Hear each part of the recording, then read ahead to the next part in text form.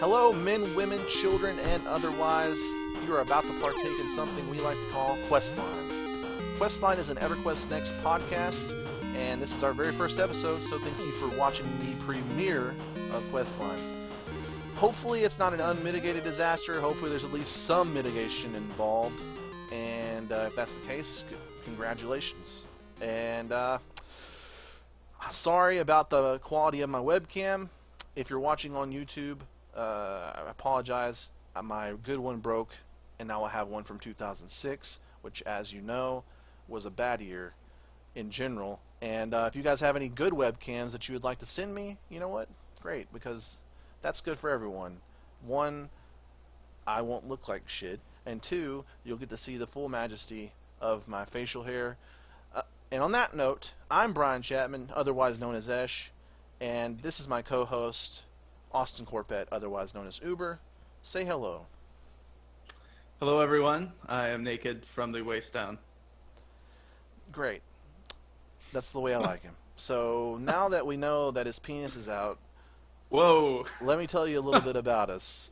Other than that, Uber and myself have been Uber and myself have been playing video games and doing stuff like this actually for a long time together, and I think it would be fair to say that throughout all the games we've played, and throughout all the games we've covered, and throughout all the games that we've been excited for, Everquest Next is definitely on the top of the list in terms of things we're excited about.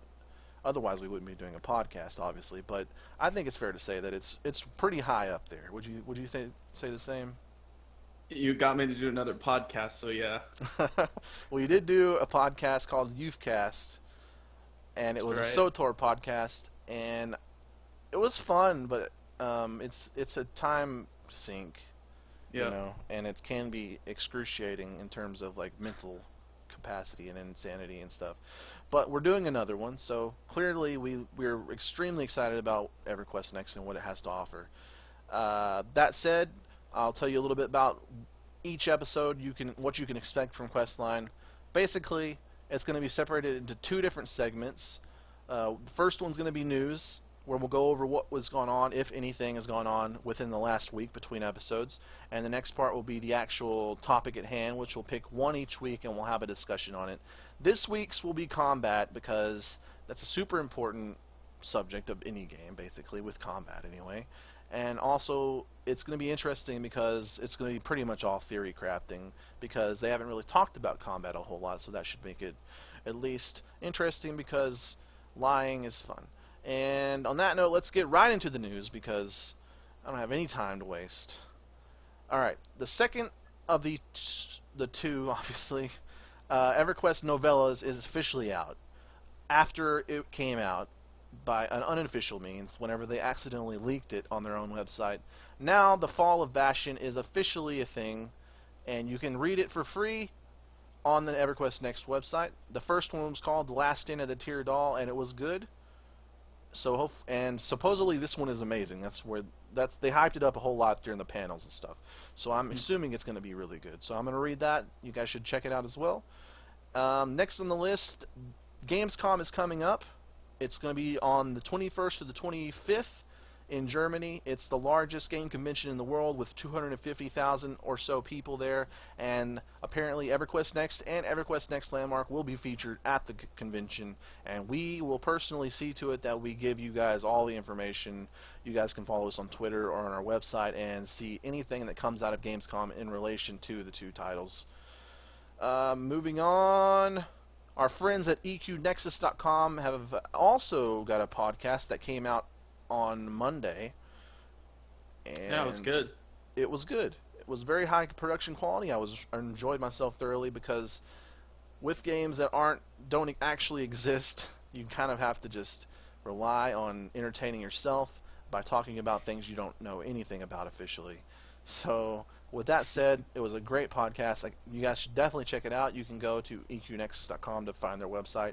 And you can also watch any of their episodes now or in the future on their Twitch channel, twitch.tv/eqnexus. So check that out. We also got some extended information that came out of SOE Live that wasn't in the class panel, or the panels in general, that came from massively.com. where they did a little bit of interviewing in between, and there's a little few tidbits that are really interesting. So I would actually like to go over each before we start on our main topic of combat. The first, and I think the most interesting to me, was that they talked about starting areas in that they don't have a set starting area for EverQuest Next. They're going to drop you into the rallying calls, which if you didn't know or didn't watch anything about EverQuest Next, which I'm not sure how you even got here if that's the case, but the rallying calls are these basically huge epic public quests, I guess. I think that's really doing them an injustice to call them that, but that's pretty much the easiest way I can describe to you what they are. And instead of having you spawn in like a starting city, because who knows what's going on in Kinos, it could be on fire, it could be camped by ogres, it could be wiped off the map at some point in the history of your server. So it makes sense that they would drop you into a rallying call where they know that at least there's something happening there. And I think that feeds into the whole dynamic scenario stuff going on.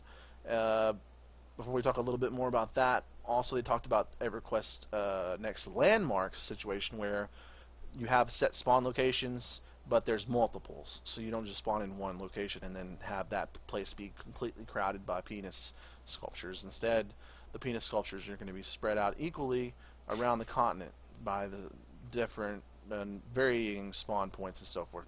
What do you think about the EverQuest Next spawn points, though, where they drop you into a rallying call?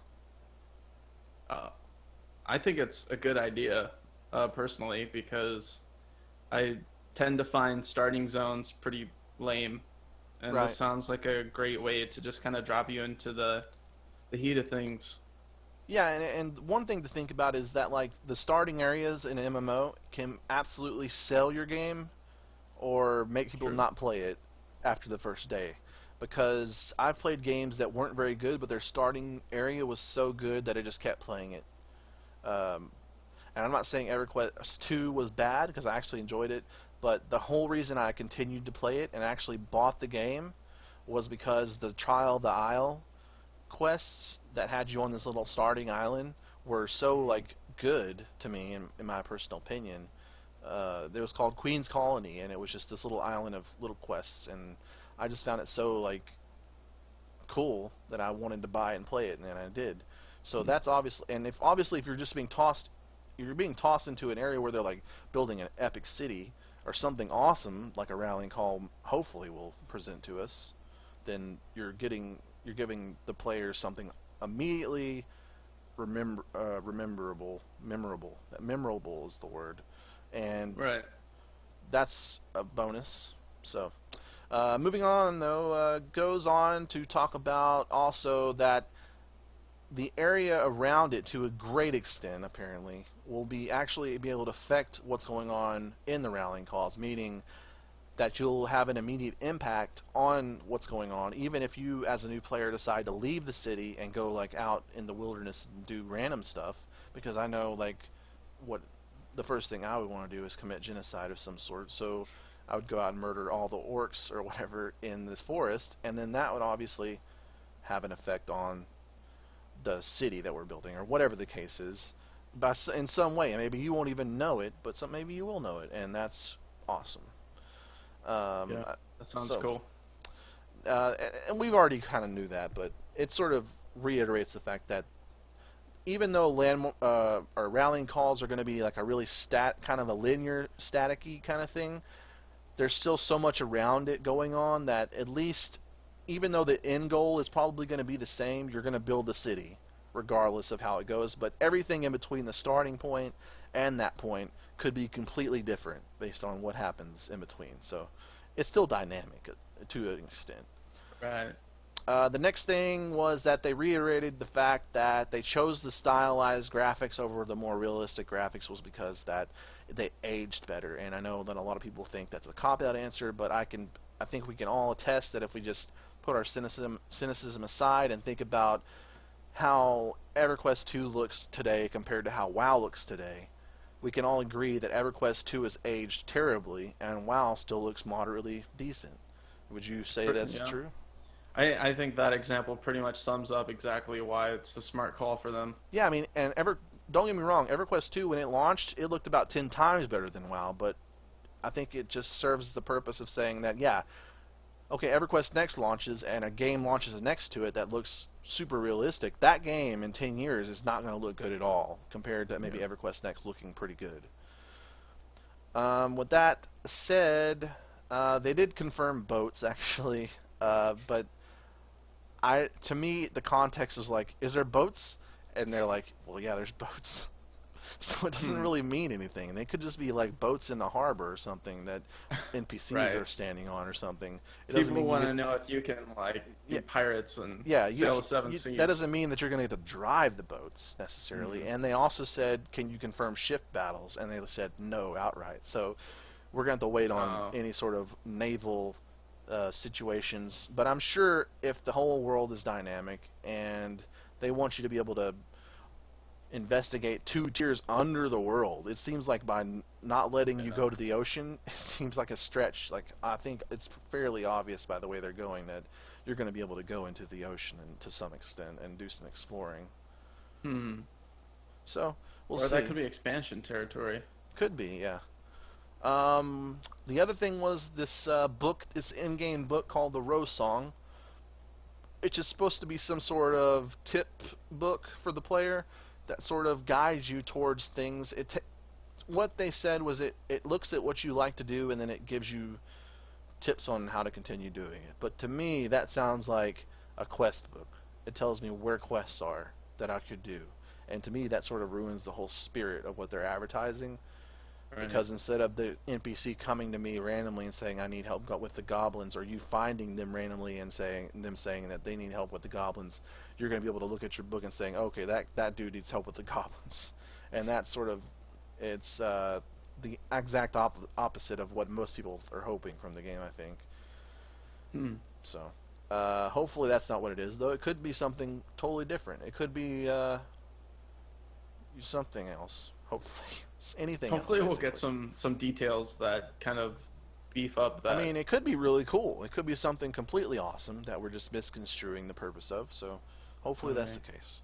Yeah. They did explain again, or maybe not again, but they explained that tiers are not the same as levels, and by that, it's probably the same as levels. So basically, instead of it being a signification of how powerful you are, it's basically just signaling that you're experienced in that specific class. And also, it has everything to do with how many abilities you have unlocked. So to me, power is derived from the abilities, and in turn you're being more powerful. But I think maybe what they're trying to say is that you may not get statistical bonuses from it. So you may not get stronger. Maybe it's just that you have more options available to you. It's possible, and I think they have to at least give it some sort of denotation that, okay, this guy's a paladin, but is he a paladin with all of his abilities?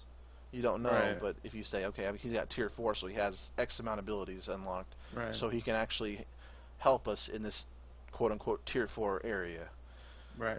It'll be interesting to see how stats actually work, because I personally think it'd be cool if there weren't any stats at all. And I know it's kind of impossible to do, but it would be pretty cool if it was all about the abilities themselves and not necessarily any sort of stats. I think it's doable, to be honest. We'll discuss that another time. Now we're done with that. That's what they talked about, and there was a lot more in that. It's called the Tattered Notebook, and you can find it on massively.com. There was a lot more, but most of it was just them asking the same questions that were answered during the panels. So I think we've covered most of the stuff that's different from that stuff. Okay, Now for topics, as you know, we're going to be talking about combat. So let's jump right in. I've got a few talking points that we're going to go over. First of all, I'll explain briefly how the system is set up in terms of what we know, which we know there are going to be 8 abilities separated into 2 different things of 4. You got your weapon abilities based on your class plus weapon combo, and then you have 4 abilities that are just based on your class. And those 4 abilities you can actually switch out between classes. It's a little bit complicated to explain, to be honest, because there are other stipulations on those abilities. But for instance, if I had a warrior with a two-handed hammer, the first four abilities would be derived from the warrior bit of that and the fact that he has a two-handed hammer.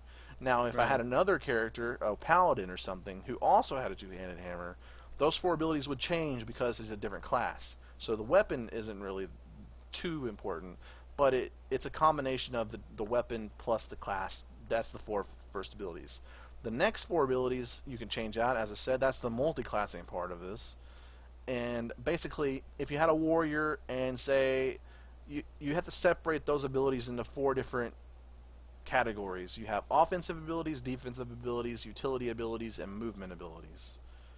And those four slots will change, or they'll be locked in. So if you're a warrior, maybe you have an offensive ability, two defensive ability slots, and a utility slot or something. This is random, obviously, but Right. from that, maybe you go to a rogue or something, and they have more offensive slots and a different, like one utility slot or something. So you can go through all the classes you have gathered, look at their abilities, and then you can socket in any of those abilities into those four slots as long as they meet the categorical requirements. So you'd have to find uh, if you have a thief and he has two offensive slots, you can find two offensive abilities from any of the other classes and put those into the slots. Then he has the utility slot. You go and find the utility slot from any of the other classes you have and decide which one you want, pop it in there, etc., etc. And then you have four of those. So that gives you, and then obviously you have, for each class they can use two different weapons, and that sounds like not a lot. For some reason, it just inherently sounds like it's pigeoning you into something. But if you think about it, whenever you play, So it is only two weapons. yeah, Okay. weapons or weapon sets. So a weapon set will be like a sword and a shield or something. Okay. And then, so like the warrior, he can have a hammer and a shield, or maybe he can have a two-handed sword. And those are just two weapon sets. Mm. The thing is, as a warrior, or say like you're a mage in World of Warcraft, you're using swords because that's the weapon that has the statistics that you need to be a good Mm-hmm. mage, or whatever the case is. Right. Very rarely are you going to change, and even if when you do change, it doesn't matter. Like, it doesn't matter if you have a sword or an axe in World of Warcraft; the abilities are going to stay the same. So, technically, compared to other games, it's super dynamic. Oh yeah. So, and I think that's cool, actually. I think if you gave everybody a bunch of abilities based on a bunch of different weapons, then the whole point of switching out classes would become mute, or moot, rather. And so I think you want to give them some sort of identity by making them select a class that has the weapon set that they like to play with, and then after that you sort of build around what you like. So I don't think it's a big deal. That's item modify. Oh yeah, the one thing that they did mention a lot that I think sounds really cool is you have all these abilities, and instead of building or picking your loot and your gear based on what's your primary stat that you need to stack or whatever. If you're a warrior, maybe you need strength, so you find a bunch of gear that has strength on it. That in this case, you have gear with ability modifiers. So if you have a teleport ability, then you can find maybe a piece of some boots or something that have it where you can teleport twice as far or something if you have them on. Or even more interestingly, they could have non-ability based things that just give you the ability to do something, like boots that let you glide whenever you're falling, as they showed in the videos Mm. at the debut and stuff. Right. So those are the main things that they've discussed so far. Now, obviously, we don't know if there's going to be tab targeting or any sort of the old staples and how they're going to handle that sort of part of the combat. But we do know those things. So, with that said, what are your thoughts on the combat, that portion of the combat system, the whole modification, 4 and 4 system, and so forth? I mean, it's a lot. You know, it's extremely complex. So it's hard to kind of get my head around all of it because I'm constantly going, "Oh yeah, I understand everything about it," and then someone will say something and I'll go, "Oh yeah, wait, no, I have to change the way I thought about that." It just seems extremely complex. but there are parts of it that I really like. That like there are parts of, let's say, the system from the first Guild Wars game where you basically had abilities for your class, and you had a secondary class, and then you had certain abilities because you were those classes. It has a little bit of that in it as Hmm. part of it, but then it also has the part of Guild Wars 2, which is then the weapons change. Um, Here they don't really change the abilities so much. Well, they do change the abilities, but They don't um, modify the abilities how they act. They give you brand new ones, right, basically. it's the classes that actually modify Hmm. the. It's a lot. I would to me, if they had made it where no matter what class you are, if you have a two-handed sword, you have two-handed sword abilities, that would bug me. But the way they have it now, where it's class dependent as well as weapon dependent, that's cool Yeah, to me. Actually, I think I it think it's gives. better doing that way. Yeah, the thing is, I think it gives your class a identity that you wouldn't have if you Yeah, could just use any weapon or whatever. So I think that's cool. And they're talking about how they show three different classes that have a two-handed sword, and they're all holding it very differently in different stances and yeah, stuff. that was pretty And awesome. that's cool in like cool factor, but also in like from a technical standpoint, being able to identify that there's a warrior there instead of Tempest or whatever, based on just their stance. Yeah, Um, yeah, exactly. I mean, that helps a lot in PvP scenarios. yeah, exactly. And like I think what a lot of this is, and this is actually the next point I wanted to talk about, was the Holy Trinity. And it sort of Right. gives, and the good part about the Holy Trinity is it gives you this role that you can definitely know whether you're good at or not, basically, because you have one job, and if you do the job, then you succeed, and if you don't do the job, then you don't succeed. And I think a lot of that, though, it's not a lot of it is about being able to go into the role and succeed, and then people be like, okay, you did a good job, and that's great. But the other part of it is you sort of have an identity, Hmm. and I think people are thinking a lot of it is that, okay, well, if I'm not technically a tank, then how are people going to identify that, you know, this is what I am or whatever I am? What am I? And I Hmm. think a lot of that comes down to, well, they'll will know that you're a warrior, not because you know you say, okay, I'm a warrior, I get to stand in the front and take all the damage, but because I can look at you and see, okay, you stand with your sword over your shoulder or something, and that means you're a warrior. So it's more like a Hmm. visual cue, and obviously in other games you're going to be able to tell that too, but it's more dynamically visual. Like it's not just, okay, that guy's a shield, so he's a tank. It's different than that, Uh-huh. I think.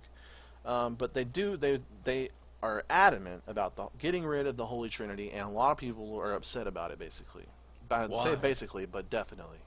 And Wow. I don't know. I honestly don't know.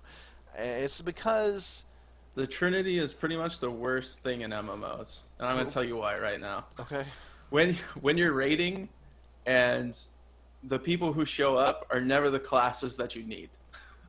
right, I mean, obviously, because they're the ones there, but I mean, there's always the classes that you need are the ones that are never on your server. And yeah, it's horrible when you have people who could participate, but they're the wrong class. And right. there is no way for them to become the class you need. So basically you've just told gamers that they have no reason to play right now. Well, when watching EQ Nexus's Into the Portal podcast today, one thing that someone said actually really stuck with me, and it was Zaphos, and he said basically that whenever they first made EverQuest 1, it was basically one of the first MMOs outside of Ultima Online and maybe Meridian 59 or something irrelevant. Um, Hmm. they designed the AI and how the enemies would act first, and then they Hmm. designed a system that could work with that. Now Okay. you have that system remaining, and you're designing AI around the system, and Hmm. instead of the other way around. So you're just basically dumbing down the AI because it has to work with an old, outdated system instead of the other way around. Whereas hopefully in this new game, they're designing the best AI possible and then they're going to design the combat system to work with that. And I think Guild Wars 2 was a stepping stone in that they took away the Holy Trinity, but then they forgot to actually change the AI. So it's the same mechanics in combat that you would see in a Holy Trinity system, which I know everybody's saying this, and it's like it's beating a dead horse for me to say and make this point, but it's completely and utterly true that Guild Wars 2 changed the combat system, but didn't change how the mobs worked. They were still attacking you as if it was in a Holy Trinity setting, but Holy Trinity wasn't there, so it felt like a Zerg fest, basically. I really just I hated everything about the combat in Guild Wars 2. I just the fact that you couldn't select an enemy. Well, you could, but it just felt odd. It Well, didn't yeah, feel that's the thing, though. That's exactly natural. the thing, actually. Yeah. Is the combat, the way they set up the monsters and stuff, you needed to be able to select something, but they Yeah. changed the combat so you wouldn't have to select something, but you had to select something, you Yeah. know? So if you're There's a gonna vicious cycle of if you're gonna build it so frustration. that if you're gonna be like, okay, well, combat, or we need to build something where you don't have to select it, then you can decide, okay, we need to change. Both of them have to be together. You can't just change one thing. Then all of a One sudden, without the it's other. even worse. It's Yeah. not better than not having the Holy Trinity like in World of Warcraft, because at least the enemies work in accordance with the system that you're being forced to play. In this case, it was like they were off, and it just made it. Honestly, I enjoyed the idea of it. Like, I enjoyed the fact that if I just equipped a sword versus an axe or something, then the same abilities would act differently. That was really cool to me. But the fact, once you start using it against these monsters and realizing that, you know, it's kind of pointless. Like, I felt like even though I could dodge and stuff, the enemies were still like right on me, like no Yeah. matter what. And that's I because spent my whole time cooking in Guild Wars 2. I mean, that tells you something. I didn't want to fight at all. It was just boring. yeah, yeah. I mean, and obviously, Guild Wars 2 has got a lot of success to it, based on modern standards. But Well, do you remember the videos where they would show off the character abilities? They looked amazing. yeah, But that wasn't like, you playing the game and, using the abilities. That yeah, was it just, wasn't in the a third context of what. person video. Yeah, Yeah, exactly. it wasn't in the context of the combat itself. It was just like showing, okay, this ability looks cool. Um, uh, and that's what my point is, that by deleting the system of the Holy Trinity, you're putting a whole lot of pressure on the mobs, which puts a whole lot of pressure on this artificial intelligence they keep talking about. Because Mm. unless this artificial intelligence is up to the par that they're discussing it to be, then it's going to be another Guild Wars 2 where it's just a bunch of people zerging the How are mobs people until going to they're dead. heal? Are they going to be like using potions and Well, stuff? that Are actually they going to brings have me utility to abilities? the next point, which is actually Okay. they've basically said, whenever somebody suggested that combat and rules are going to be like more of a MOBA, like League of Legends, Mm-hmm. than an MMO, and by that they mean you're gonna have it. You can be a tank, but the mobs aren't going to be dumb enough to attack the tank. Right. Instead, as a tank, it's going to be more about, first of all, you can survive, as a Okay. tank would, but second of all, it's about controlling and initiating. Mm. So, like in a MOBA, I as a tank would go in and stun the guy, and be there, and keep him in one place. Meanwhile, everybody else would beat on him, or whatever the case is. Also, Right. in terms of a healer or support class, you might have a heal, but it may not be a heal. And it's not going to be like, okay, I'm going to stand here and heal someone over and Spam over and healing. over and Yeah. over again. Yeah. It's going to be like, okay, well, if shit is getting real, I can hit my heal and maybe heal the whole party once or something like that. And instead, I'm going to be able to maybe give a bubble to some people, or maybe do something more utilitarian than heal. So, like Right. in a MOBA, as a support class, you may have a heal, but it's going to be on a cooldown, and it's not going to be like a sustainable heal. It's Right. more about your utility as a support class. And they said that they were going to have reward system that actually rewards you for not necessarily being on the mob beating it the most. Whoever does the most damage gets the most XP or whatever. They're going to have systems Interesting. that are smart enough to realize that you contributed regardless of what your role was. And I think It that's sounds awesome. great. Yeah, Will it happen? I don't know, but exactly. it sounds amazing. And that's the key, I guess, to everything that we're hearing. So, but I think that's awesome because I think that the MOBA is the perfect place to start in terms of moving along the genre because there are obviously places a long way away from here where it's just going to be completely mind-blowing combat. But until then, the MOBA is somewhere in between the two where you can actually work with and it be something people recognize and also something that is different and works without a holy trinity while still being Yeah. like, okay, you like to be a tank, well, you can still be a tank. They're just not going to have an aggro system or whatever the case Right. is. It's like you're um, tanky, but that doesn't necessarily mean that all of the mobs are going to go after you. yeah, it's like, okay, my ability is to take a hit and not die, while your ability maybe is to run away from the attack and not die. So Right. and also, I hope they keep going along that path and work with whenever they're looking at skills and how skills work. And I hope it's a whole lot of skill shots and not a lot of normal target something and hit a button, because that's Interesting. awesome. If you, Yeah, I mean, I have to say that I know we've both played a little bit of League of Legends. I think I enjoyed it more than you, but it's like the same map. You play the same map, and yet I've played it for just as many hours as any other game I've yeah. played. So obviously they're onto something there. Now the thing Yeah. is, Gameplay is king, the thing you about know. it is like you could say, okay, well, a MOBA has a setup. You have a Hmm. tank or support of some sort, and then you have a certain. It's a meta. It's called the meta game, where you Right. have a certain setup, certain people in one lane, certain people in another lane, and you're like, well, that's the same thing as a Holy Trinity, really, except it's not because you're not on a 3-lane map. That's why there's the meta. You're not in a Yeah. 3-lane map. Now the thing about that is, and actually we're going to talk about this later. It's what I call localized metas versus global metas, and that's the point of it. And I think that I'm onto something here. So we'll talk about it in a minute, um, but that's really all I had to say actually. Well, it sounds like ARAM, which is all random, all mid. Hmm. Where in League of Legends, everyone is in just one lane, and then just like random dynamic things happen, and it's amazing fun. Yeah, it's like you don't get to pick your classes, so you have to work with what you get and change what you're doing based on what Right. you've been given by the But I game. think that might be similar to this game because Yeah, you're not always gonna. I mean, you're yes, you stuck can with change whoever comes classes, along. but exactly. I mean, you're gonna have enemies that are gonna be classes that are perfectly paired against you, but that doesn't. And You can still outplay them.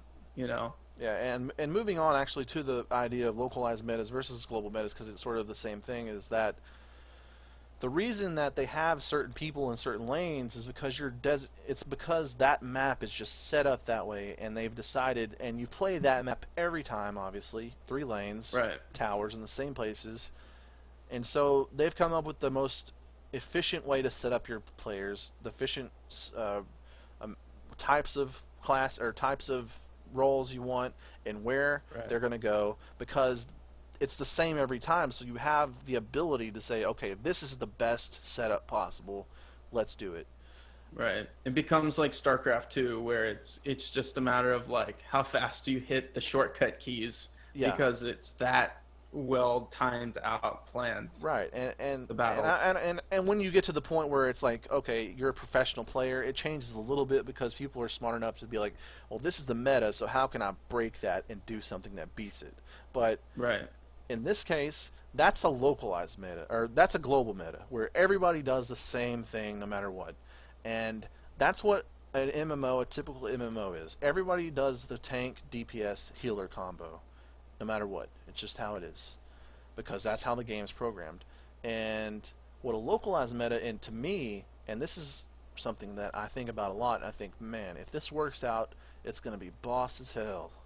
And that is, okay, you have a group of friends and the way you attack certain mobs or any mob, your strategy is based on your friends, like what your friends like to play.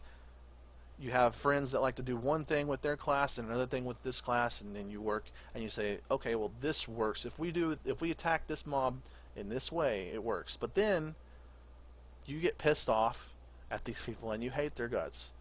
So you find new friends, and then when you enter their group, it's completely different because it's a local meta. It's like local to what they like to do, based Right. on their preferences per class and their preferences for tactics. Instead of, because you're in a huge world where everything's changing and you don't have 3 lanes to concentrate on, or 3 roles to concentrate on, and you just play to how you. So maybe the first group is, they all like to go full on damage and it's just all Hmm. damage, so they build a tactic around that idea. Then you go to another one and they're all tanks, so they build a strategy that works for them as all tanks. And that's awesome to me, because maybe me and you, we like to do something stupid, which is completely possible. So we build a strategy. Maybe not. We may not sit down and be like, okay, this is our strategy. But over time, you Right. learn what works, and then you start working on off of each other and stuff. And that's just what happens. And that to me is badass. Yeah. They're trying to give you more of the ability to fight dynamically and not just stick to the same old thing. What they said in some of the Q&As was that they don't want you looking at cooldown timers. Hmm. Who wants to look at cooldown timers? Right. And I mean, this all goes back to whether or not the AI is truly going to be up to scratch, as it would. Because I mean, if the AI is actually no better than any other AI that we've ever seen, then it's going to fall flat on its face no matter how dynamic the combat system is, because the monsters aren't going to be playing to that. They're not going to work together in mesh. It's going to be just like Guild Wars 2, where it's going to be a Zerg fest. Everybody's going to be concentrating on doing the most damage instead of working to a certain strategy or working to their classes.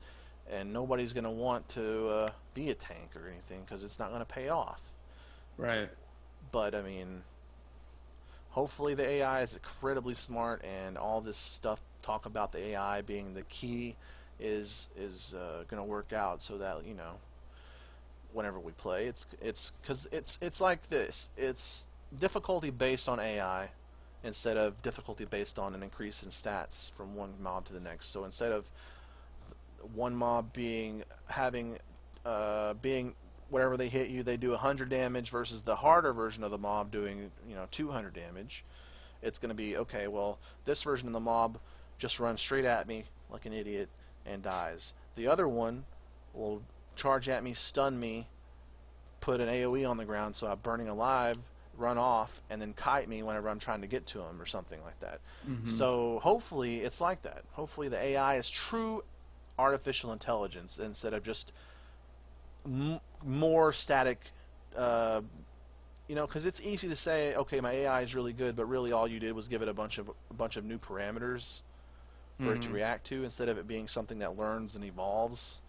It could be just, okay, well, this mob is programmed to shoot an AoE, and Hmm. and that's sort of, I don't want to say too much, but that reminds me a lot of the Elder Scrolls Online to an extent. But that's all I'll say about that. Anything else you want to cover with the combat? The only thing I would say is that, just thinking about everything that they've come out with, it just seems like so interesting. How like EverQuest wasn't even like in my mind or kind of on the map as far as like they're gonna be the ones to change the game, Hmm. you know, and I think they made the right call because there are so many MMOs and so many free to play MMOs.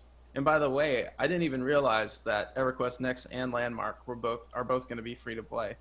Yeah. And just the fact that they're spending all this time and money to create a basically a triple A MMO off of this stuff, it's just And the beauty of crazy it, cool. really, in that point, in terms of it being free, is that they actually probably don't even have to have an item store in this game to make money because of the way they have the auction house system set up in terms of selling things for real money.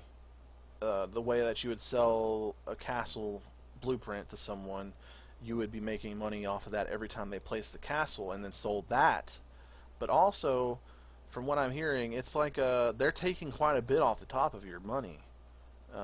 So that's the way they're making money. So with all the money they're making from that, they wouldn't really even have to really bone you in terms of microtransactions and stuff like that. They could just... That could be their legitimate source of income, and we wouldn't be bogged down by the typical tropes of a free-to-play game. And hopefully, Landmark will actually be completely free with no purchase cost. But hopefully that'll come out like at Gamescom. Hopefully, if we'll see if there's an initial. I'm sure we'll that Everquest Next, will have a purchase cost because it's the game. But Landmark seems like something you could give away for free if you're trying to build a community that produces things for your game. We'll find out. We'll find out. And with that said, I think we've said all that we can about combat to this point. Hopefully more information about the combat will come out at Gamescom. If not, then we'll have to wait until the next convention. Next week, because of Gamescom, we are going to be covering Gamescom stuff, even though we'll be tweeting about it and so forth in between now and then, and you'll probably know about it. We'll be discussing it at the very least next time. If, depending on what all comes out, we may have to dedicate the entire episode to it. If it's not a lot, then we'll just cover that, and then we'll go along with the scheduled content of covering crafting. If we don't have time, then crafting will be episode 3. So thank you all for watching the very first episode of Questline. I promise that I am committed to raising the production quality every episode. So if you guys leave comments about what I can do to do that, then please do so. Be sure to subscribe and follow us, and that helps immensely. And you can watch us through YouTube, and if you're just listening, you can listen to us through iTunes. And by subscribing to both of those things, you'll be alerted to any new podcasts that we do. You can also tweet us, as it is, at Everquest. No, that's not it at all. It's it's at Questline EQ, because follow the Questline was too long. And of course, check out our website at, there's not an at symbol. It's followthequestline.wordpress.com for the time being. And with all the shameless and incessant advertising out of the way, I've been Ech, and on behalf of Austin, aka Uber, until next time, follow the Questline.